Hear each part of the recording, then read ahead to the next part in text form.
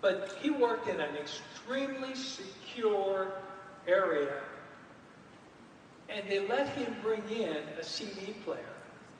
Only problem is it was a CD writer. And he'd sit there and he'd have his headphones on and he'd be doing this while he was doing his work. But he was writing to the CD. And then he wrote on it, I don't remember, Patti LaBelle or something. And he wrote on it. And nobody ever said, hey, Brad, let's take a look at your CD and see what you really have on there. Huh. And so he gave it all to WikiLeaks. Then we found out about it. And so he's doing, I think, life in prison in Leavenworth. This guy's doing defensive operations. These guys we call hacktivists. That's where they see some public wrong and they say, hey, what can we do to help? Bay Area Rapid Transit, they're doing something we don't like. Okay, let's mess up with their website. Then the last one is, how many people here have heard of Ashley Madison? Nobody? I'm going to have to explain this one. Ashley Madison was a dating website. However, it was a dating website for married people looking to hook up with other married people who are not married to them. So, and then somebody got in and they stole Ashley Madison's database of members. And they said, hey, Ashley Madison, shut down operations or we're going to post this. And Ashley Madison said, no, you won't do this. And the other people said, yeah, as a matter of fact, we will. And they did. Then came the other part that got to be really strange. I told you people do dumb things. People put their actual email addresses. joe.brown@universityoftexas.edu. Or worse, joe.brown@unitedstatestreasury.gov. I mean, put your full name in there and where you work. Okay?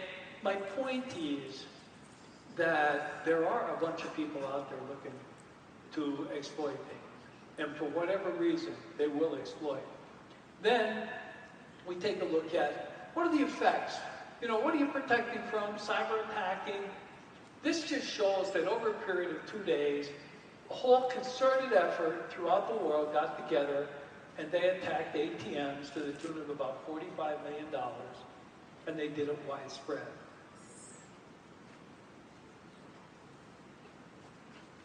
Forensics.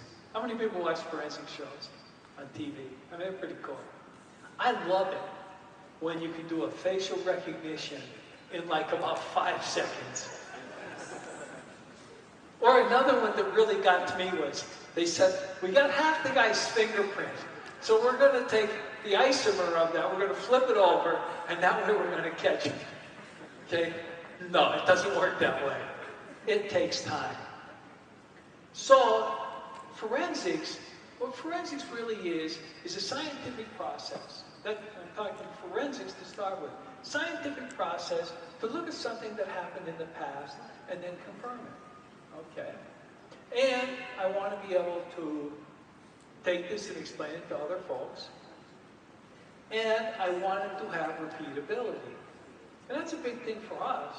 We do an experiment, we come up with something really new, we want our peers to be able to do that and repeat it. It's got to go to a form. Okay? Now, digital forensics, application of science, the identification, collection, examination, analysis of data. Application of scientific processes. And what we want to do is we want to make sure we have the trustworthiness of information. Therefore, we need a process, a repeatable process. Then, what you need to do is you need to develop the documentation. How many of you are engineers? How many people have engineering handbooks where you write down your notes for future things? Hey man, when I was in school, in fact, when I was doing engineering, my view was if it wasn't written down, it never happened. Okay? And then you look at the idea of maintaining integrity. Now, maintaining integrity means that this stuff doesn't get changed because you have to be able to go and present it. So, what this is called a Faraday box. Faraday box, in this case, is used for a cell phone. Well, why do you need a Faraday box for a cell phone? Well, don't cell phones have a security feature? And that security feature is that you can zero out your cell phone if you lose it. Which means the bad guys, if the good guys take the cell phone to review it, the bad guys, if they're quick enough, can zero it out. So again, that's another one of those things where you have something that was meant to do security that also has an application for the other side of the world. Then you have, oh, I moved too fast.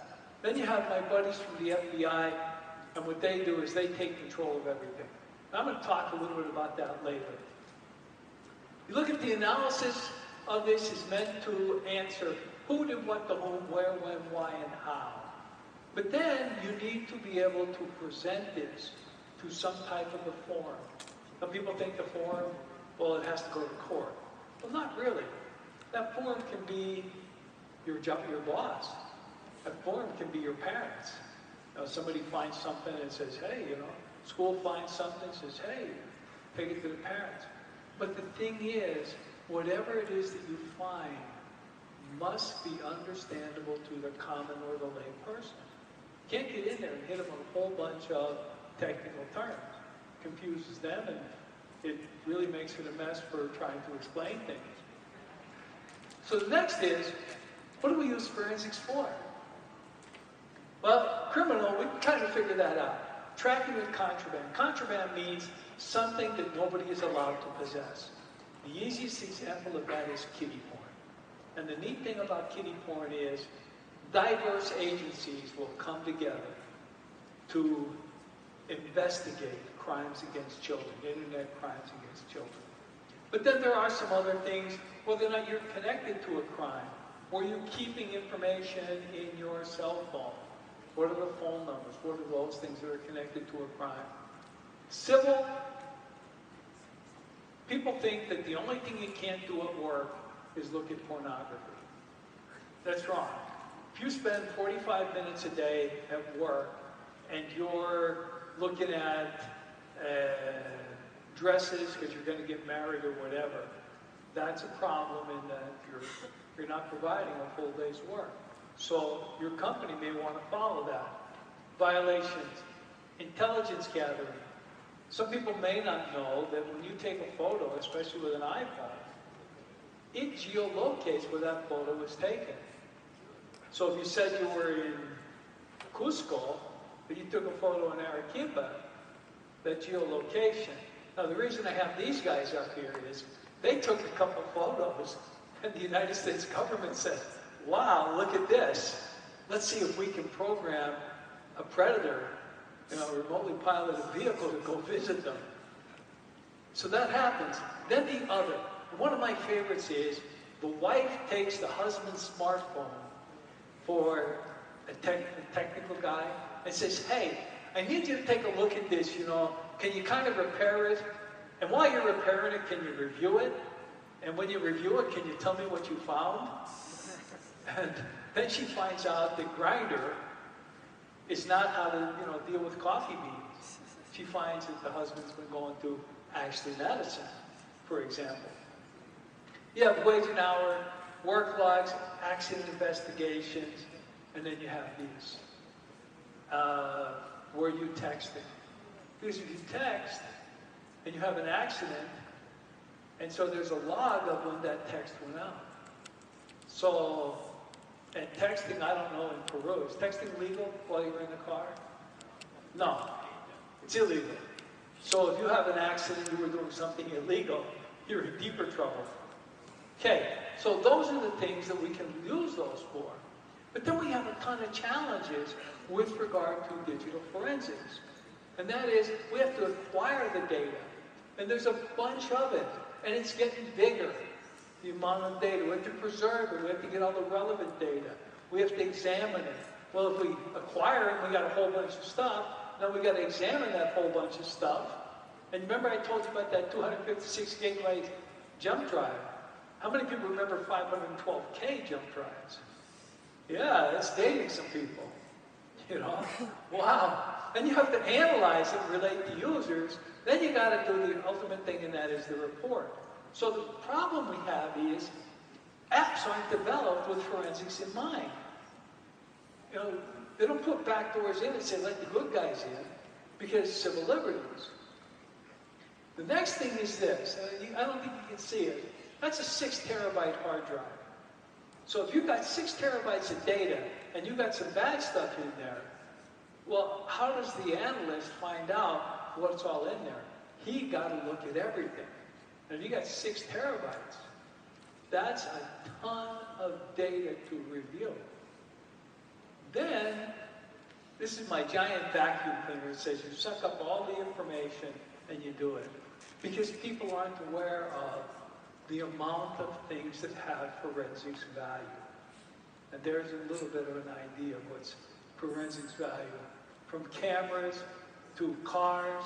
I talked about, you know, the Internet of Things earlier. I mean, cars with IP addresses. Wait till you have refrigerators and washing machines. My son-in-law has a thermostat in his house that's got an IP address. And the Internet of Things is going to increase that space.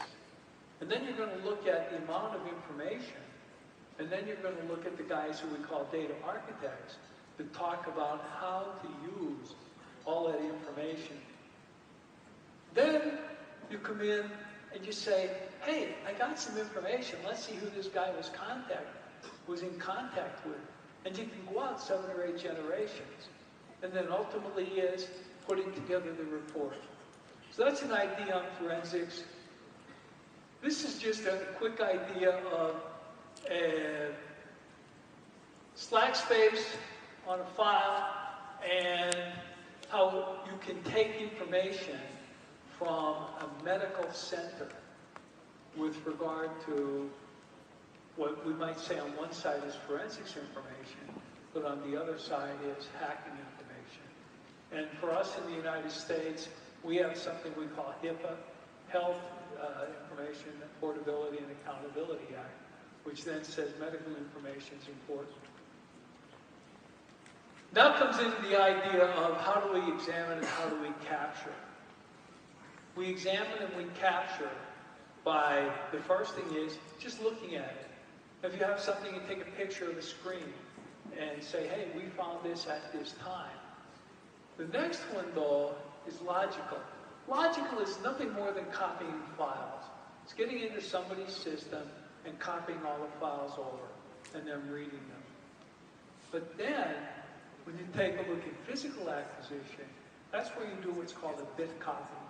You're copying everything from one file system to another. And I hearken that to almost doing this. In unallocated space, you're taking a little from unallocated space, you're taking a little bit that might have been quote erased. And what people don't understand is that when we erase a file, unless we have some secure erase, all that we're doing is we're removing a pointer to that documentation, which is a lot like erasing a map and saying it's not there anymore. We're taking the street numbers off the houses.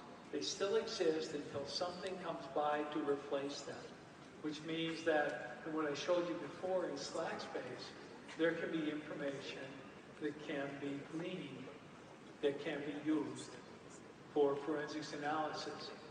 The other is, and I like this, you know, we see on television that somebody's going to get a cell phone and they're going to get captured, and what do? They drop the cell phone on the ground and they smash it. Okay, think about it. What are they smashing? They're smashing the screen. Even if they smash it in component pieces, where's the data stored on the cell phone? Most of it. On a SIM card. Or, anybody have a cell phone that's got a micro USB? Or little micro card?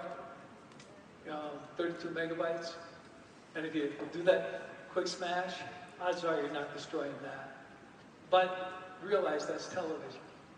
So, chip level analysis, now this can be really tough to do. That's where you might have some information that is stored on a chip and the system is broken. You get another system just like it, you swap out the 2 chips and you can probably read it. And that's a little bit about forensics. These are some representative tools. Tools are really neat. But the problem is a lot of people get excited about the fact that they have tools, and they don't go for training, they don't know how to use it. So we say, you got to read the manual. For those of you who know United States military jargon, that's that. As you can see, the pilot reading his manual while he's flying. Okay. And the user manual, the reason I put that up there is